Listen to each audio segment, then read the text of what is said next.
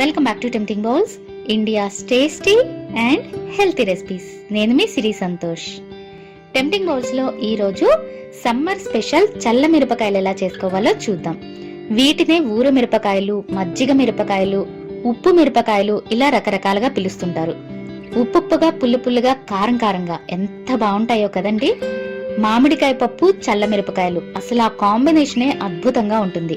మామిడికాయ పప్పునే కాదులేండి, ఏ పప్పుకైనా కూడా చాలా బాగుంటాయి ఇవి. చేయటం కూడా పెద్ద పనేం కాదండి, ఈజీగానే చేసేసుకోవచ్చు. సమ్మర్ లో ఒక్కసారి ఇవి చేసి పెట్టేసుకుంటే 1 ఇయర్ వరకు స్టోర్ చేసుకోవచ్చు. సరే, మరి ఫస్ట్ అయితే ఈ చల్ల మిరపకాయలని ఎలా ప్రిపేర్ చేసుకోవాలో చూద్దామా. ఇక్కడ నేను 1 kg పచ్చిమిరపకాయలు తీసుకున్నానండి. మిరపకాయలు కారం ఎక్కువగా ఉంటే తినలేమండి. సో కారం మరీ ఎక్కువగా ఉన్నవి కాకుండా మీడియం స్పైసీ గానీ, కారం తక్కువగా ఉన్నవి కానీ చూసి తీసుకోండి. వీటిని 1-2 సార్లు బాగా కడిగి తీసుకోండి. తొడిమలు తీయాల్సిన అవసరం లేదు. ఇక్కడ నేను పెద్ద సైజ్ మిరపకాయలు తీసుకున్నాను కాబట్టి ఇలా హాఫ్ చేస్తున్నానండి.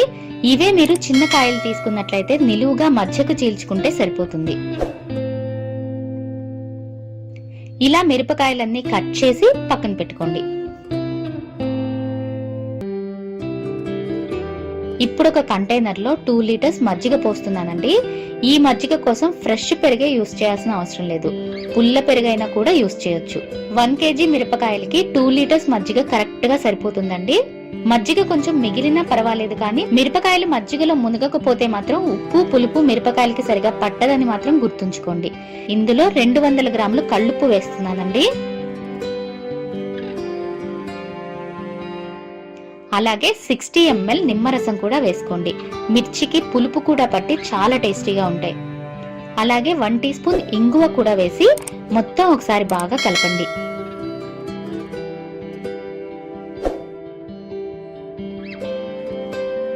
ఇప్పుడు ఇందులో కట్ చేసి పెట్టుకున్న మిరపకాయలు వేసి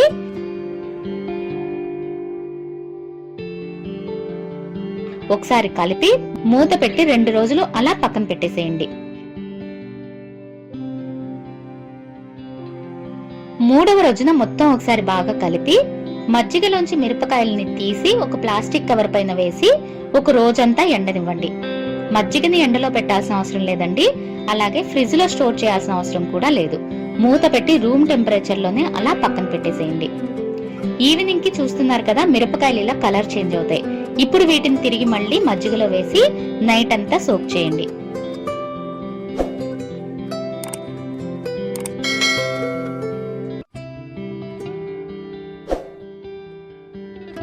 నెక్స్ట్ డే మార్నింగ్ మళ్ళీ మిరపకాయలని తీసి డే అంతా ఎండలో ఆరబెట్టండి. తర్వాత ఈవినింగ్ మళ్ళీ మజ్జిగలో వేసి నైట్ అంతా సోక్ చేయాలి. ఇలా 5 రోజుల వరకు నైట్ అంతా మజ్జిగలో సోక్ చేయాలి. డే అంతా మజ్జిగలోంచి మిరపకాయలని తీసి ఎండబెట్టాలి. ఇలా 5 రోజులు చేసిన తర్వాత 6వ రోజు నుంచి ఇంకా మిరపకాయలని మజ్జిగలో వేయాల్సిన అవసరం లేదండి. 5 రోజులకి మిరపకాయలకి చక్కగా ఉప్పు పులుపు పట్టేస్తుంది. సో 6వ రోజు నుంచి మిరపకాయలని ఇంకా మజ్జిగలో వేయకుండా 3-4 రోజులు మిరపకాయలు క్రిస్పీగా అయ్యే వరకు ఎండబెట్టేసేయండి. చూసారా, ఇలా గలగలమంటూ క్రిస్పీగా ఎండిపోవాలి. ఈ ప్రాసెస్ మొత్తం కంప్లీట్ అవ్వడానికి 8 నుంచి 9 రోజుల వరకు టైం పడుతుందండి. ఇలా పూర్తిగా ఎండిన తర్వాత వీటిని ఒక ఎయిర్టైట్ డబ్బాలో స్టోర్ చేసుకుని 1 ఇయర్ పైనే యూస్ చేసుకోవచ్చు. వీటిని మీడియం ఫ్లేమ్ లోనే వేయించుకోవాలండి. హై ఫ్లేమ్ లో వేయిస్తే త్వరగా మాడిపోతాయి. సో చూసుకుని ఇలా చక్కటి గోల్డెన్ బ్రౌన్ కలర్ వచ్చే వరకు ఫ్రై చేసుకుని తీసేయండి.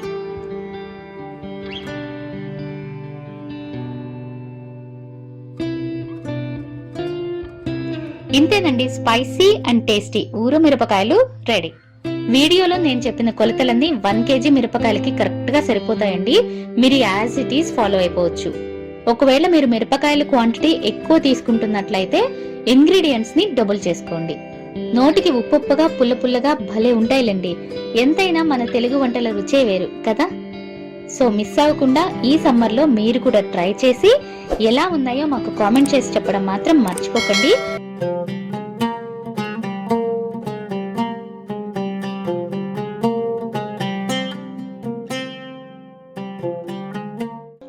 టెంప్టింగ్ బౌల్స్ లో ఈ రోజు సంవత్సరం పైనే నిల్వ చేసుకోగలిగే పొటాటో చిప్స్ ఎలా చేసుకోవాలో చూపిస్తానండి. పిల్లలు పొటాటో చిప్స్ అంటే చాలా ఇష్టంగా తింటారు కదండి. అఫ్ కోర్స్ పిల్లలే కాదు, నాలాంటి పెద్దవాళ్ళు కూడా అనుకోండి. అయితే చిప్స్ తినాలనిపించిన ప్రతిసారి పొటాటోస్ తెచ్చుకోవడం, వాటిని పీల్ చేసుకొని చిప్స్ చేసుకొని ఆరబెట్టుకొని అంతా కొంచెం టైం టేకింగ్ ప్రాసెస్ కదండి. నాకు తెలిసి ఈ రోజుల్లో లేడీస్ కూడా చాలా బిజీగా ఉంటున్నారు. అలాంటి వాళ్ళకి చిప్స్ చేసుకునే టైం ఉండకపోవచ్చు. అలాంటప్పుడు ఇలా ఒకేసారి సంవత్సరానికి సరిపడా చిప్స్ చేసుకొని ఎండబెట్టేసుకుంటే ఎప్పటికప్పుడు ఇన్స్టెంట్గా వేయించుకుని తినడానికి చాలా బాగుంటాయి. అంతేకాదండి, ఏదైనా పప్పు, సాంబార్, పప్పుచారు లాంటివి చేసుకున్నప్పుడు ఈ చిప్స్ ఫ్రై చేసుకుని హ్యాపీగా నంచుకొని తినేసేయచ్చు. ఎలాంటి వేపుళ్లతో కూడా పని లేదు. సరే, మరి లేట్ చేయకుండా ప్రాసెస్ లోకి వెళ్ళిపోదాం. నేను ఇక్కడ 1 kg దుంపలకి చిప్స్ చేస్తున్నానండి. ఇవి నార్మల్ గా కూరకి వాడే దుంపలేనండి, స్పెషల్ గా చిప్స్ కి వాడే స్టార్చీ పొటాటోస్ కాదు. ఇక్కడ నేను పొటాటోస్ మీడియం సైజే తీసుకున్నాను. మీరు మాత్రం పెద్ద సైజ్ తీసుకోండి. చిప్స్ సైజ్ అనేవి చక్కగా పెద్దగా వస్తాయి. వీటిపైన స్కిన్ మొత్తం ఇలా పీల్ చేసేయండి. ఇప్పుడు చిప్స్ స్లైసర్ తో ఇలా స్లైసెస్ చేసుకుని పక్కన పెట్టుకోండి. ఇవి ఇన్స్టెంట్ చిప్స్ లా మరీ పల్చగా కాకుండా కొంచెం మందంగానే ఉండాలండి. అది మీరు తీసుకునే చిప్స్ స్లైసర్ ని బట్టి ఉంటుంది. స్లైసర్ కూడా చాలా షార్ప్ గా ఉండాలండి. అప్పుడే చిప్స్ షేప్ అనేవి కరెక్ట్ గా వస్తాయి. చూస్తున్నారు కదా, చిప్స్ ఈ మందంలో ఉండాలి. ఇప్పుడు ఒక బౌల్ తీసుకొని ఇందులో 1 టీ స్పూన్ పటిక వేస్తున్నానండి. ఇది తినే పటిక బెల్లం కాదండి. పటిక ఇంగ్లీష్ లో అలం అంటారు, హిందీలో ఫిట్ కర్రీ అంటారు. చాలా మంది ఇంటి దృష్టి కోసం కడుతుంటారు. ఇది అన్ని జనరల్ స్టోర్స్ లో ఈజీగా దొరుకుతుంది. దీన్నే వాటర్ ప్యూరిఫికేషన్ కోసం కూడా యూస్ చేస్తారు. ఇది వేయటం వల్ల చిప్స్ అనేవి బ్రౌన్ షేడ్ రాకుండా తెల్లగా వస్తాయి. ఇందులో నీళ్లు పోసి ఒకసారి కలిపి స్లైస్ చేసుకున్న చిప్స్ ని ఇందులో వేసేసి ఒక 2 గంటలు అలా ఉంచేసేయండి.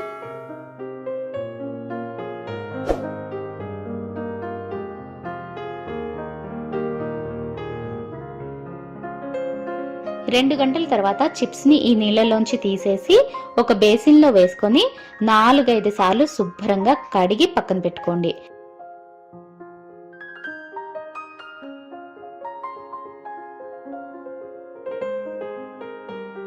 ఇప్పుడు ఒక బాండీలో నీళ్లు పోసి ఇందులో రుచికి సరిపడా ఉప్పు వేసుకొని నీళ్ళని బాగా కాగనివ్వండి.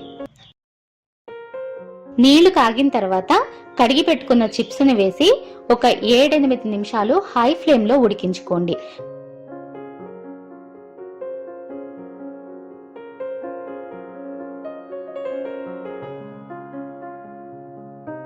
మధ్య మధ్యలో ఇలా అడుగు నుంచి కలుపుతూ ఉండండి. చిప్స్ అన్ని ఈవెన్ గా బాయిల్ అవుతాయి.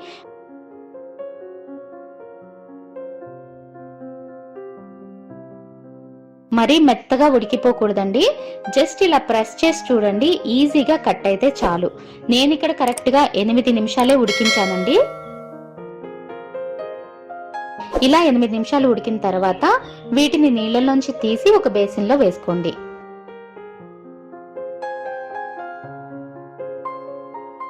తర్వాత వీటిని ఒక క్లాత్ పైన ఇలా విడివిడిగా వేసి ఒక 2 రోజులు ఎండబెట్టండి.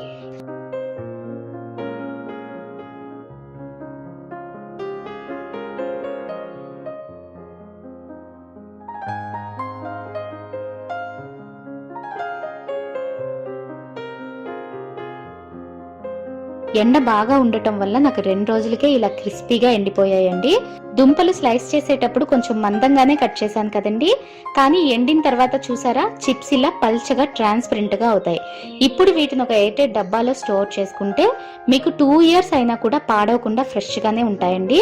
బట్ సరిగా ఎండకుండా స్టోర్ చేసుకుంటే మాత్రం తొందరగా పాడైపోతాయని గుర్తుపెట్టుకోండి. వీటిని డీప్ ఫ్రై చేసేటప్పుడు నూనె మరీ ఎక్కువ హీట్ అయి ఉండకూడదండి. ఆయిల్ మీడియం హీట్ లో ఉండాలి అండ్ మీడియం ఫ్లేమ్ లోనే వేయించుకోవాలి. అప్పుడే ఇవి బ్రౌన్ షేడ్ రాకుండా తెల్లగా వేగుతాయి.